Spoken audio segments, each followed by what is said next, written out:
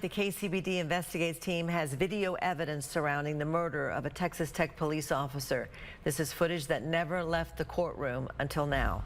KCBD News Channel 11's investigative reporter Shaylee Kidwell has covered this case for 6 years and joins us now with something the public has never seen and why it took so long to release the videos. Shaylee. Karen, shortly after Floyd East Jr.'s murder in October 2017, the court issued a news media gag order. It prevented those directly involved in the case from releasing any information like reports, body camera videos, and dash camera videos. When the trial started earlier this year, we were not allowed to record anything inside the courtroom. Now that the trial is over, we have the video evidence presented to the jury that better explains how this tragedy happened. And while we are not going to show the shooting itself, this video may still be difficult to watch. Tech 635. Tech 635. Tech 635. Unit 635, Officer Floyd East Jr., badge number 635. End of watch, October 9th, 2017. Thank you for your service. Godspeed. For years, we've known how this story ends. Got an officer down. He shot in our briefing room. We don't know where the suspect went. Now, we have the missing pages. The PD is not secure. Roughly 19 hours before that deadly shooting, around 1 a.m. on October 9th, 2017. Hey, what's going on, man? We see Hollis Daniels III on body camera video for the first time. You got any weapons like that on you, man? No. You care if I pat you down real quick? Yeah. The Lubbock police officer testified he stopped Daniels because he'd been accused of stealing his friend's gun earlier that night. The officer doesn't find a weapon. Oh, no. Then another officer arrives. Here, if we search your vehicle? Yes, sir. Kind of do. Thanks, sir. Oh, you don't want us to search your vehicle? Yeah, but not because I don't have a gun. I just don't. Like, I'm not consent to that. It's not necessary. I'm on the way home. No, it is necessary because right now you're involved in an investigation. The officers never search his vehicle. I'm gonna cut you loose, man. And eventually, Daniels is allowed to leave. You can carry on with your night, man. Get home safe, buddy. So why didn't officers get a warrant to search his vehicle? It's a question then Lubbock Police Chief Greg Stevens addressed days later in a news conference. There was not enough probable cause to search it on its own, nor to get a warrant for the vehicle. They thought there might be perhaps even drugs in the vehicle. They looked into whether or not a drug dog was available to come and sniff the vehicle, and there was not one available. In the trial, Daniels told the jury the stolen gun was sitting in his vehicle the whole time. Daniels testified that after this stop, he returned to his dorm room at Talkington Hall, where he unintentionally fired the gun. His roommates reported hearing the gunshot to University Police. Texas Tech Police Department. This is body camera video of the welfare check Texas Tech police officers conducted. Officer Floyd East Jr. waits for an answer, but no one comes to the door. Officers check his room and find a bullet hole in his wall, and this. There's a pipe and another baggie, and there's more Xanax. Daniel shows up, but pretends to be his roommate. What's your name? Andreas. No, it's not. Texas Tech police officer Tyler Snelson pats Daniels down and doesn't find any weapons. Officer East explains the reason behind the welfare check. We got a report of a gunshot last night.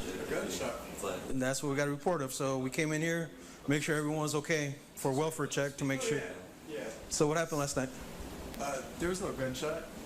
While Daniels denies firing a gun, he does admit the pills and drug paraphernalia officers found in his room are his. Am I under arrest? Sure. Officer East handcuffs Daniels, pats him down, and walks him to his patrol vehicle. This is dash camera video of that short ride from Talkington Hall to the Texas Tech Police Department. I'll be transferring 1-1 mail. If you're trying to ditch anything or get rid of anything, I'm going to check it back there before we take you, so. Oh, yeah, no, you're good. What was that big thump? Oh, my handcuffs. Officer East walks Daniels into the department and eventually uncuffs him. Officer Snelson testified it's not uncommon for officers to remove the handcuffs if the subject is cooperative. Officer East and Daniels are left alone in the briefing room as Officer East completes booking paperwork. Daniels asks Officer East 3 questions before he pulls out a gun and fires that deadly shot. You have a family at home? You? How many kids? Pretty old?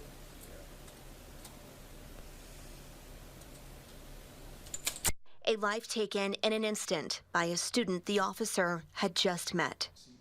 Even after watching these body camera videos, it's still not obvious how Daniels cleared 2 pat-downs. In 2018, on the 1-year anniversary of Officer East's death, we sat down with Texas Tech Police Chief Kyle Boneth. The number 1 question is, how did Hollis Daniels get that gun from the dorm room into the police department? And what's being done to make sure that that can't happen again? Our officers conduct themselves in a professional manner. Everything that should have been done was done. This is a very unique situation that I think once trial comes will be made more clear. There's only one person that can tell you how that occurred with absolute certainty, and that's the suspect himself. More than 5 years after the shooting, when Daniels took the stand, he answered that question. He took the jury back to this pat-down in his dorm room. He testified the stolen gun was in the front waistband of his pants. Daniels testified, quote, "My pants were sagging. He pulled my pants up and the gun slipped out of my waist." Daniels said with each pat, the gun fell farther down his pant leg. He said, quote, "It seemed like every time his hands hit, he barely missed it." Daniels also explained this. I'll be transferring 1-1 male. He testified that thud was the gun falling out of his pants.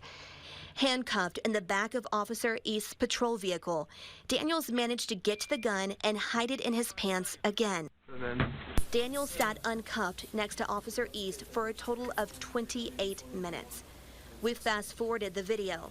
Notice how often Daniels reaches for the bottom of his right pant leg, maneuvering the gun. At 7:40 p.m., we see the grip of the gun clearly for the first time. Daniels pulls the trigger 4 minutes later. After the shooting, Daniels ran. Texas Tech went into lockdown as law enforcement officers from multiple agencies descended on campus. Less than 2 hours later, they found Daniels and took him into custody. Since that day, university officials have made security changes to campus. We'll share some of those with you, along with an interview with Carmen East, Officer East's widow. She has a way you can honor her husband's memory while helping other officers. That's coming up tomorrow at 10 when we continue to investigate End of Watch. Karen. This is an especially difficult week for the friends and family of fallen Texas Tech police officer Floyd East Jr. It was this time 6 years ago. They were making funeral arrangements for the officer who was killed in the line of duty, and his widow, Carmen, says the memories of that day are still fresh. KCBD News Channel 11's investigative reporter Shaylee Kidwell shares her story for the first time. Shaylee? Childhood friends turned high school sweethearts. Carmen says she fell for Floyd's sense of humor and his green eyes. You could not be in the room 5 minutes without you starting to laugh. They lost touch after school, but as fate would have it, they later reconnected. Carmen had 2 daughters of her own. Floyd completed the family, and he could still make her laugh. He was right there at every punchline. If there was a costume in the vicinity, you could bet Floyd was going to find it and model it. As he would tell me, okay, now take a picture of me with this one. Now take a picture of me with this one. So really it was like you had 3 children. Yes, I had 3 children, and he drank a lot of milk. Oh my God, I should have bought a cow. With his lifelong love by his side, Floyd decided to pursue his lifelong dream. In the summer of 2017, he joined the Texas Tech Police Department. He was very excited. He loved the fact that he was law enforcement now and wore that badge with a lot of pride. In October 2017, Carmen had traveled to Ireland for work. Her best friend was at home with her girls as Floyd completed his shift. And she called me at 4 in the morning and she said, "Have you heard from Floyd?" And I go, "No, I haven't. I heard from him before I went to sleep. We said goodnight and that we love each other, and that was it." And then she goes, "Well, babe, something has happened at Texas Tech and there's a police officer that's down." And I said, well, look, no news is good news. But as soon as I said no news is good news, the phone in my room rings. It was the chief of police. And he said, Officer Floyd East Jr. has passed away. And then I stayed quiet and I said, is he okay? And then he said, Carmen, Officer Floyd East Jr. has passed away. Carmen was 3 hours from the nearest airport and more than 4,700 miles away from home. It would take 16 hours and 3 flights before she could hug her girls, a trip that seemed like an eternity. Those seats had TVs on them, and it was CNN, I'll never forget it, and showing everything that was happening in Lubbock. One of the stewardess said, I am so sorry, I don't mean to pry, but are you okay? I couldn't even speak, and I was just pointing to the TV. And I was saying, and all that came out was my husband. Finally, Carmen made it home. All 3 of us fell to the floor there in front of the door. And I told them, we're going to be okay. We're going to be just fine. As she covered her children in love, the law enforcement community covered her. I didn't expect that we were going to get all this help from the Thin Blue Line. So we were able to pay our electricity bill, the mortgage and everything because of their help. And that's when I said, I have to give that help as well. That's when Texas 635 was born. Carmen's foundation provides financial and emotional support for law enforcement families whose loved one has been killed in the line of duty. A mission that expanded as she visited police departments. A lot of officers were coming to us personally, secretively, to tell us that officer over there is not doing very well. Now Texas 635 offers retreats for law enforcement officers, a place where they're surrounded by other officers who can relate. Therapists and counselors are also available. If I wasn't doing this, I don't think I would be doing very well. A sense of purpose that has started to replace the resentment. If I would continue to have that anger, the only person that's going to be affected is myself. And for the work that I do, that anger, I can't have it. So I have to have peace in my own heart. And that's what I teach my daughters as well. And that's what we teach to everybody that comes to our program. And that's where we stand. A foundation that protects and serves the officers who have taken an oath to do the same. Carmen says the next retreat will be in Ruidoso, New Mexico on October 19th.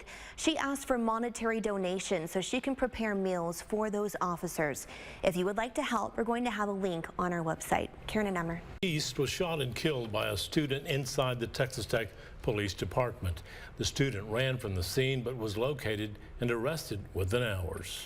The shooting prompted university officials to make security changes. Let's go back to Shaylee now for a look at the investments those officials have called for over the last 6 years. Shaylee. Karen and Abner, we're told the Texas Tech Police Department has new interview rooms and added perimeter fencing. There's now a substation in the Student Union building and more exterior cameras across campus. The university has also launched the Raider Safety Campaign, which provides a single point of access for campus safety-related resources. We'll have a link to all of that information in this story again on our website, kcbd.com.